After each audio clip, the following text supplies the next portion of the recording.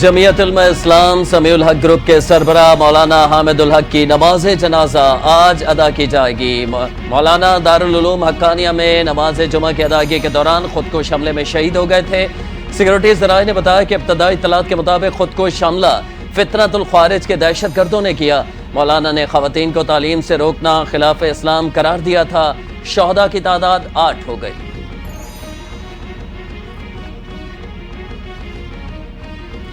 دارالعلوم حقانیہ میں خودکش دھماکہ کرنے والے حملہ آور کے جسم کے اعضاء مل گئے، فورنزک لیب بھجوا دیے گئے۔ حملے میں ملوث دہشت گردوں کی جلد نشاندہی کی جائے گی۔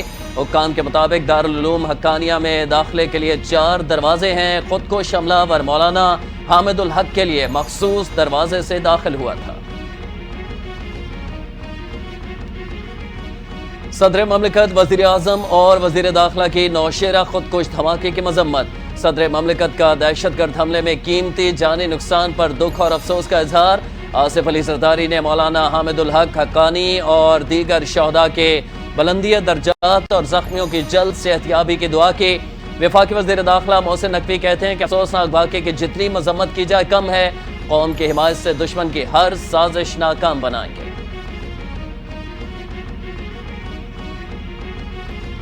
دارالعلوم حقانیہ خوڑا خٹک میں خودکش دھماکے کے گورنر خیبر پختونخوا اور وزیر اعلیٰ خیبر پختونخوا علی امین گنڈاپور نے واقعے کی مذمت کرتے ہوئے متعلقہ حکام سے رپورٹ طلب کر لی۔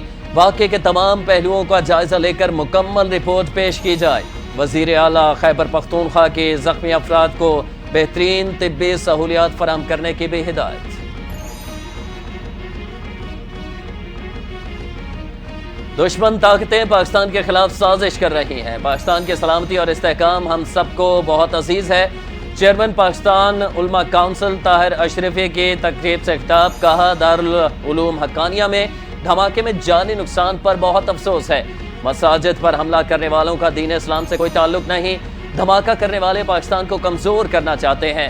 ملک جب بھی ترقی کرنے لگتا ہے، ملک دشمن عناصر سازشیں شروع کر دیتے ہیں۔ ملک بھر میں رمضان المبارک کا چاند نظر نہیں آیا۔ پہلا روزہ 2 مارچ اتوار کو ہوگا۔ مرکزی رویت ہلال کمیٹی نے اعلان کر دیا۔ رمضان المبارک کا چاند دیکھنے کے لیے مرکزی رویت ہلال کمیٹی کا اجلاس مولانا ابو الخیر کی صدارت میں اوقاف ہال پشاور میں ہوا۔ اجلاس میں کمیٹی اراکین، محکمہ موسمیات، اسپارکو اور دوسرے اداروں کے نمائندوں نے شرکت کی۔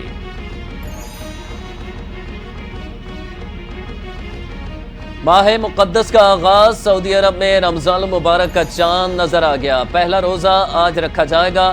سعودی سپریم کورٹ کی تصدیق۔ ملک بھر میں روزے کی تیاریاں۔ مسجد الحرام اور مسجد نبوی صلی اللہ علیہ وآلہ وسلم میں تراویح کا آغاز۔ نیوزی لینڈ، آسٹریلیا اور انڈونیشیا میں بھی رمضان المبارک کا چاند نظر آ گیا۔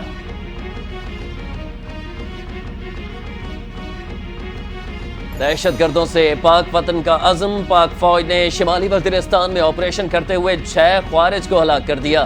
سیکورٹی فورسز نے خوارج کی موجودگی کے اطلاع پر غلام خان قلعے میں آپریشن کیا۔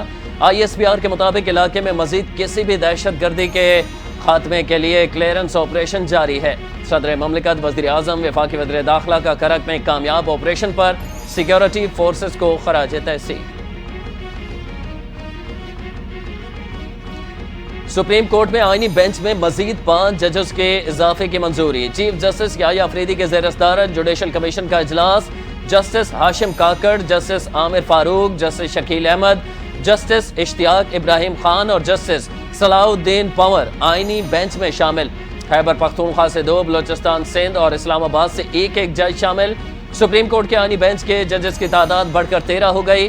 جسٹس منیب اختر، جسٹس منصور علی شاہ اور PTI کے 2 ممبران علی ظفر اور بیرسٹر گوہر کی مخالفت۔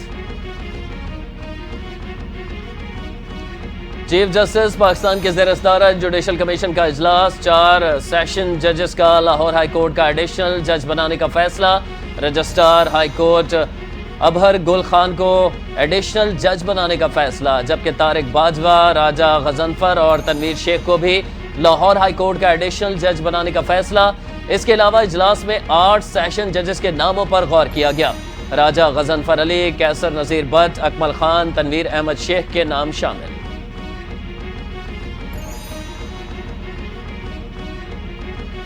کراچی کے انسداد منشیات عدالت نے مقتول مصطفیٰ عامر کا نام منشیات کیس سے خارج کر دیا۔ مقتول قتل سے چند گھنٹے قبل عدالت میں پیش ہوا تھا۔ تفتیشی افسر کی رپورٹ کے مطابق مصطفیٰ عامر کا قتل ہو گیا ہے۔ مصطفیٰ عامر کو 31 جنوری 2024 کو گرفتار کیا گیا تھا۔ 20 مارچ 2024 کو مصطفیٰ عامر اور نعمان یعقوب کی ضمانت ہو گئی تھی۔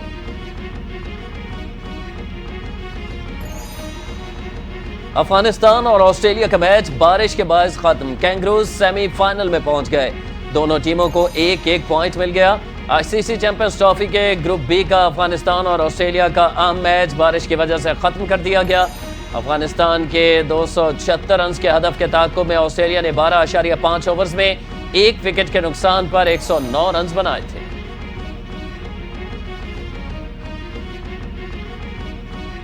چیمپئنز ٹرافی میں پاکستان کی ناقص کارکردگی کی وجہ سے بورڈ حکام ناراض۔ ٹیم سے ڈراپ ہونے کا خدشہ۔ سینئر کھلاڑیوں نے اگلی سیریز میں بریک لینے پر غور شروع کر دیا۔ کچھ کھلاڑی دورہ نیوزی لینڈ سے دستبردار ہو سکتے ہیں۔ قومی ٹیم کا اگلا دورہ نیوزی لینڈ میں وائٹ بال سیریز ہے۔ نیوزی لینڈ میں پاکستانی ٹیم نے 5 T20 اور 3 ون ڈے میچز کھیلنے ہیں۔ سیریز 16 مارچ سے 5 اپریل تک کھیلی جائے گی۔ پاکستان کرکٹ ٹیم کے ہیڈ کوچ عاقب جاوید کو قومی ٹیم کی کوچنگ کی جگہ نئی اہم ذمہ داریاں ملنے کا امکان۔ ذرائع کا بتانا ہے کہ عاقب جاوید کی جگہ قومی ٹیم کا فل ٹائم ہیڈ کوچ مقرر کیا جائے گا۔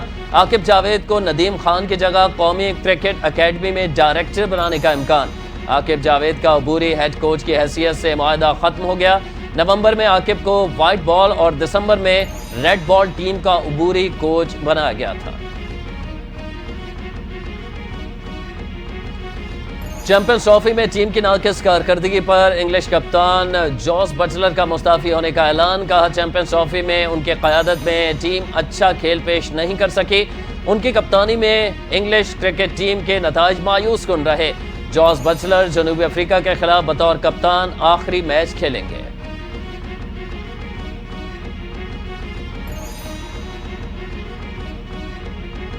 شائقین کرکٹ کے لیے بڑی خبر۔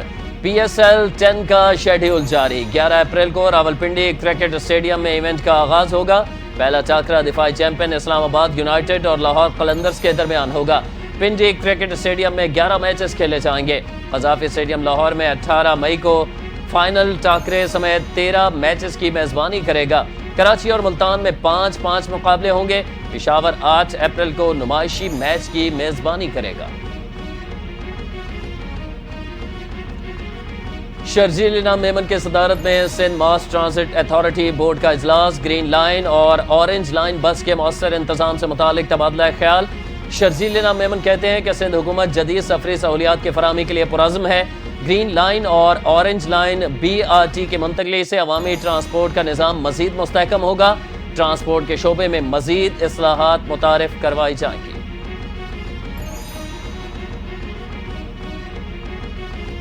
قومی اسمبلی کی نشست NA 213 عمر کوٹ میں ضمن انتخاب کا شیڈیول جاری۔ الیکشن کمیشن کے مطابق حلقے میں پولنگ 17 اپریل کو ہوگی۔ ڈپٹی کمشنر عمر کوٹ DRO اور اسسٹنٹ کمشنر RO ہوں گے۔ پیپلز پارٹی کے نواب یوسف تالپور کی وفات کی وجہ سے نشست خالی ہوئی تھی۔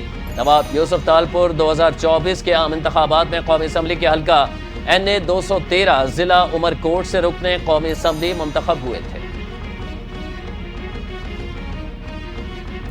حکومت نے ماہ رمضان کا تحفہ دے دیا۔ پیٹرولیم مصنوعات کی قیمتوں میں معمولی کمی۔ پیٹرول کی قیمت میں 50 پیسے فی لیٹر کمی۔ نوٹیفکیشن جاری۔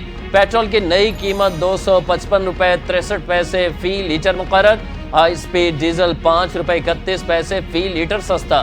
نئی قیمت 258 روپے 64 پیسے فی لیٹر مقرر۔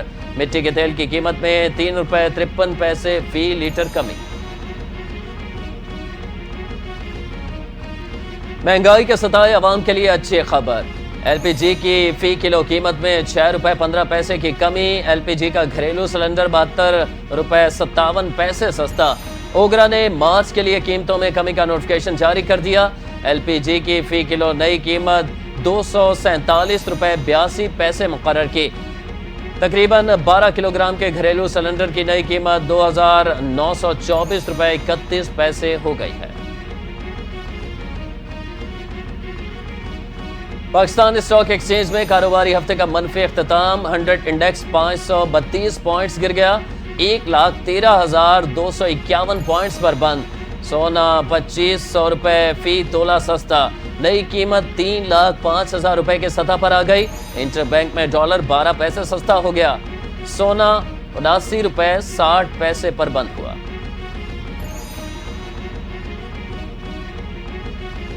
شہر قائد میں خونی ہیوی ٹریفک کا راج، انتظامیہ نہ کر سکی علاج، آج بھی 2 شہری جان سے ہاتھ دھو بیٹھے۔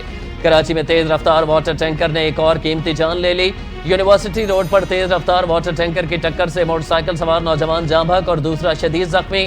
بلدیہ قائم خانی کالونی میں مسافر مزدہ کی ٹکر سے 10 سالہ راہگیر بچہ حسین جاں بحق ہو گیا، ڈرائیور موقع سے فرار۔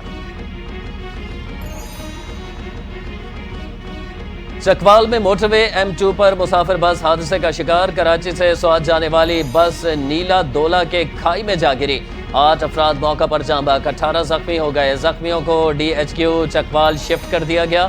ریسکیو ذرائع کے مطابق بس کو کرین کی مدد سے سیدھا کیا گیا، بس میں 47 سواریاں موجود تھیں۔ حادثہ ڈرائیور کی غفلت کے باعث پیش آیا۔ کراچی کے علاقے بورڈ بیسن میں شاہ زین مری اور مسلح گارڈز کا کار سوار شہری پر تشدد، واقعے میں ملوث 7 سیکورٹی گارڈ گرفتار، ملزم شاہ زین مری بلوچستان فرار ہو گیا۔ DIG ساؤتھ کہتے ہیں کہ ملزمان کے قبضے سے اسلحہ برآمد ہوا، تشدد میں ملوث دیگر عناصر کی گرفتاری کے لیے چھاپے مارے جا رہے ہیں۔